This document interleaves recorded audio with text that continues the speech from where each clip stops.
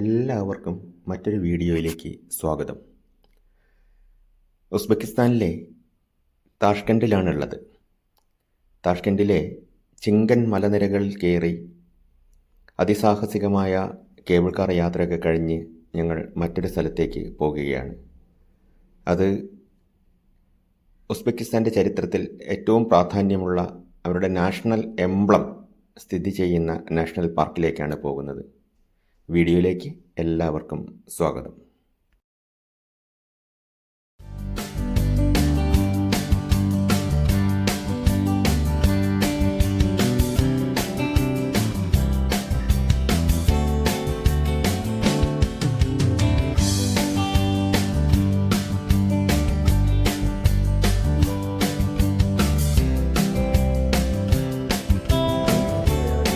ഇവിടെ സഞ്ചാരികളെ കൊണ്ടുപോകാൻ ഇതുപോലുള്ള വാഹനങ്ങളൊക്കെ വെച്ചിട്ടുണ്ട്. അങ്ങോട്ട് പോകാൻ വേണ്ടിയിട്ട് സഞ്ചാരികളെ കൊണ്ട് ഇങ്ങനത്തെ വാഹനങ്ങളും ഒക്കെ വെച്ചിട്ടുണ്ട്.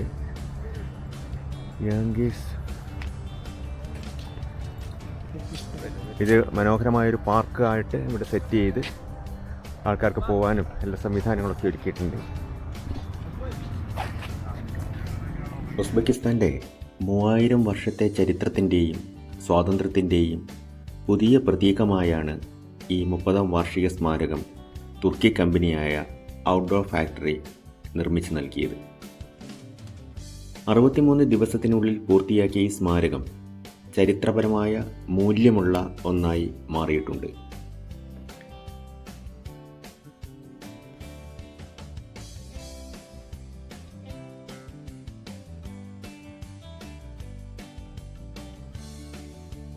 തുർക്കി റിപ്പബ്ലിക് സ്റ്റേറ്റ് പ്രോട്ടോക്കോളിൻ്റെ പങ്കാളിത്തത്തോടെയാണ് ഈ പാർക്ക് ഇവിടെ നിർമ്മിച്ചിട്ടുള്ളത്. ഉസ്ബക്ക് ഭാഷയിൽ നക്ഷത്രവും പ്രതിമയും എന്നർത്ഥമുള്ള സ്റ്റെല്ല എന്നാണ് ഇതിന് നൽകിയിരിക്കുന്ന പേര്.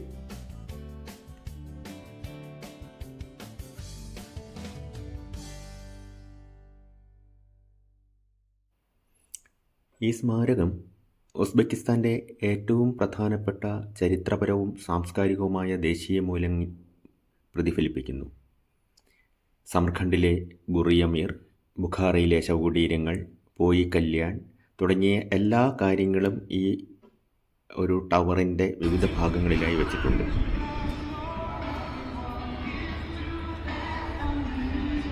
ഇപ്പം എൻ്റെ പിറകിലായിട്ടിത് കാണാം.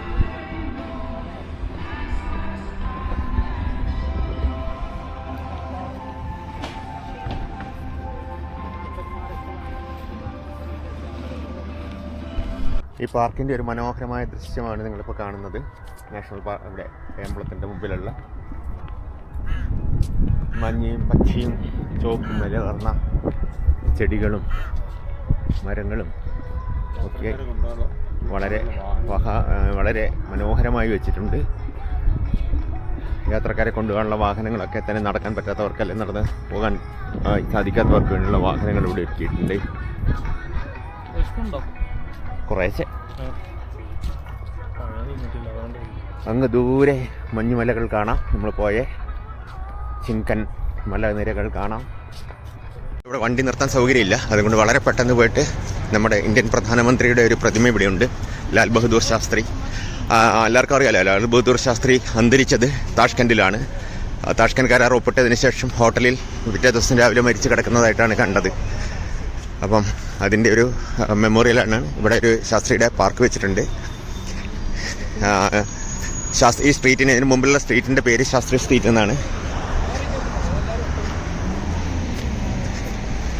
അങ്ങനെ വളരെ അഭിമാന നിമിഷമാണ്. താഷ്കൻഡ് നഗരത്തിൽ ഇന്ത്യൻ പ്രധാനമന്ത്രിയുടെ പ്രതിമ ഇവിടെ കാണുകയാണ്. ലാൽ ബഹദൂർ ശാസ്ത്രി 1904 1966 വെച്ചിട്ട് ആണ് ഇവിടെ വെച്ച് മരണപ്പെടുകയാണ് ഉണ്ടായത്.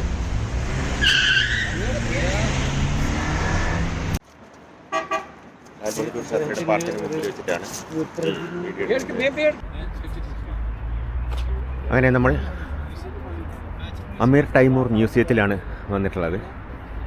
അമീർ ടൈമൂർ എന്ന് പറയുന്നത് ഉസ്ബെക്കിസ്ഥാനിലെ ജനങ്ങൾ ഏറ്റവും കൂടുതൽ ആരാധിക്കുന്നതും ഏറ്റവും കൂടുതൽ ബഹുമാനിക്കുന്നതുമായ അവരുടെ ഒരു ഭരണാധികാരിയായിരുന്നു. ഇന്നും എല്ലാ സ്ഥലത്തും അമീർ ടൈമൂറിൻ്റെ പ്രതിമകളും മെമ്മോറിയൽസും ഒക്കെ തന്നെയാണ് കാണാനുള്ളത്. ഇത് തൈമൂർ മ്യൂസിയമാണ്. ആ മ്യൂസിയത്തിലേക്കാണ് നമ്മളിപ്പോൾ പോകുന്നത്.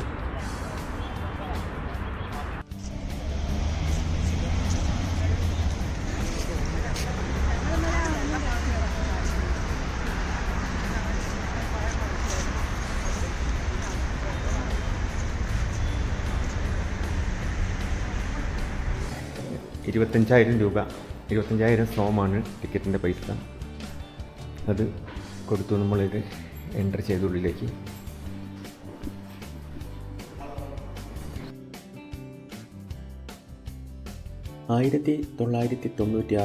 ഒക്ടോബർ 18 ഈ മ്യൂസിയം ഉദ്ഘാടനം ചെയ്യപ്പെട്ടത്. ഈ മ്യൂസിയത്തിനോടനുബന്ധിച്ച് അമീർ തിമൂറിൻ്റെ ഒരു പ്രതിമയും ഉണ്ട്. മ്യൂസിയത്തിൻ്റെ ഉള്ളിലേക്ക് കയറിക്കഴിഞ്ഞാൽ വിവിധ നിലകളിലായി വളരെയധികം വസ്തുക്കൾ എക്സിബിഷന് വേണ്ടി വെച്ചിട്ടുണ്ട്. തിമൂറിഡിയൻ കാലഘട്ടത്തിൻ്റെ എല്ലാ കാര്യങ്ങളും നമുക്കിവിടുന്ന് മനസ്സിലാക്കാം. വളരെ മനോഹരമായാണ് ഈ ഒരു മ്യൂസിയം സെറ്റ് ചെയ്തിട്ടുള്ളത്. ഏറ്റവും പ്രധാനപ്പെട്ട കാഴ്ച എന്ന് പറയുന്നത്, കയറി വരുമ്പോൾ തന്നെ വലിയ ഒരു ഖുറാൻ്റെ കയ്യെഴുത്ത് പ്രതി വെച്ചിട്ടുണ്ട്. ഇത് വളരെ പുരാതനമാണെന്നാണ് പറയുന്നത്. ആ പുരാതന കയ്യെഴുത്ത് പ്രതി നമുക്ക് കാണാവുന്നതാണ്. അത് വളരെ സുരക്ഷിതമായാണ് ഇവിടെ സൂക്ഷിച്ചിട്ടുള്ളത്. നമ്മൾ കയറി വരുമ്പോൾ തന്നെ ഏറ്റവും കേന്ദ്രസ്ഥാനത്താണ് ഈ ഒരു ഖുറാൻ്റെ കയ്യെഴുത്ത് പ്രതി സൂക്ഷിച്ചിട്ടുള്ളത്. ഖലീഫ ഉസ്മാൻ്റെ കാലത്തുള്ള ഖുറാൻ്റെ കയ്യെഴുത്ത് പ്രതിയിൽ അതൊരു ഫാക്സ്മിലിയാണ്. ആ ഫാക്സ്മിലി ഇവിടെ സൂക്ഷിച്ച് വെച്ചിട്ടുണ്ട്. എല്ലാവരും അതിന് ചുറ്റും നിന്ന് ഫോട്ടോ എടുക്കുകയും ഇത് വളരെ സംരക്ഷിതമായിട്ടാണ് ഇവിടെ വെച്ചിട്ടുള്ളത്.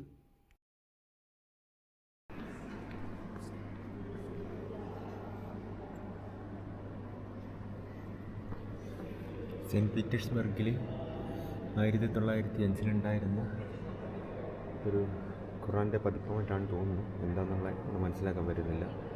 ഉസ്മാൻസ് ഖുറാൻ ഫാക്സ്മിലി.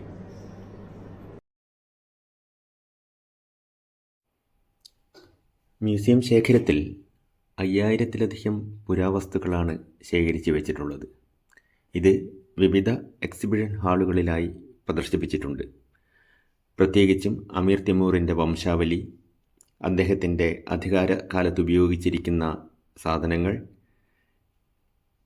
ഭൂപടങ്ങൾ, ആയുധങ്ങൾ, ചെമ്പ്, വെള്ളി നാണയങ്ങൾ, മിനിയേച്ചറുകൾ, അപൂർവ കയ്യെഴുത്തു പ്രതികൾ, മൺപാത്രങ്ങൾ, ആഭരണങ്ങൾ എന്നിവയുൾപ്പെടെ തിമൂറിഡ് രാജവംശത്തിൻ്റെ പ്രതിനിധികളുമായി ബന്ധപ്പെട്ട എല്ലാ വസ്തുക്കളും ഇവിടെ പ്രദർശനത്തിനായി വെച്ചിട്ടുണ്ട്.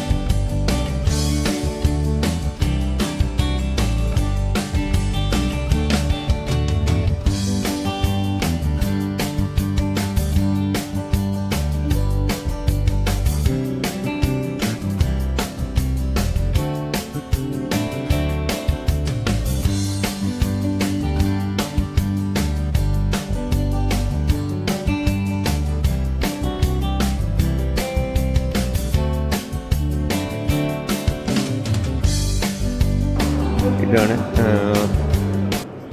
Gold embroidery ഗൗണാണ്. ഗോൾഡ് കൊണ്ട് എംബ്രോയ്ഡറി ചെയ്ത അന്നത്തെ രാജാവിൻ്റെ ഗൗണാണിത് കാണുന്നത്.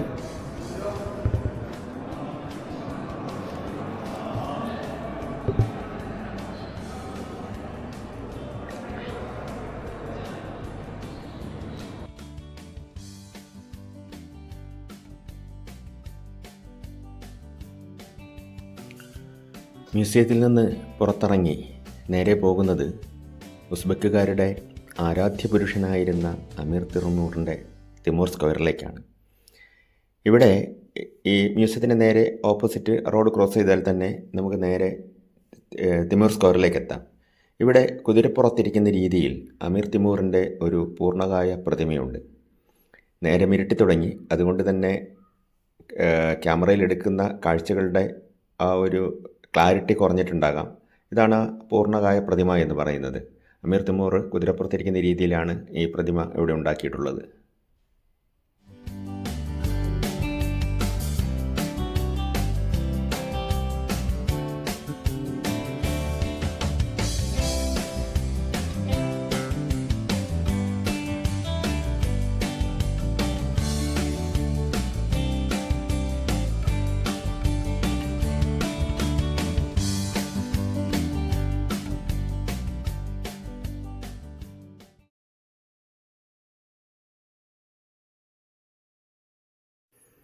തിമൂർ സ്ക്വയറിൻ്റെ തൊട്ടു പിന്നിലായി state museum of history of തിമൂറിഡ്സും തൊട്ടടുത്ത് തന്നെ വളരെ ഫേമസ് ആയ ഹോട്ടൽ ഉസ്ബെക്കിസ്ഥാനും കാണാം.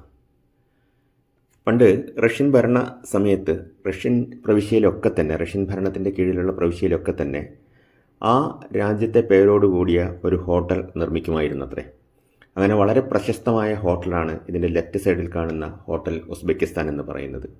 അതുപോലെ തന്നെ നേരെ മുന്നിൽ കാണുന്ന റൈറ്റ് സൈഡിൽ കാണുന്നത് ഹിസ്റ്ററി ഓഫ് തിമൂർ സ്റ്റേറ്റ് മ്യൂസിയമാണ് ഈ നമ്മുടെ വലത്തുവശത്ത് കാണുന്ന വെള്ളക്കെട്ടിടം എന്ന് പറയുന്നത്. വളരെ ഫേമസ് ആയിട്ടുള്ളൊരു കാര്യം. പക്ഷേ അതിൻ്റെ അകത്തേക്ക് നമുക്കിപ്പോൾ പ്രവേശനമില്ല. കാരണം സമയം സന്ധ്യ ആയതുകൊണ്ട് അതിൻ്റെ ഉള്ളിലേക്ക് നമുക്ക് പ്രവേശനം ഇല്ല.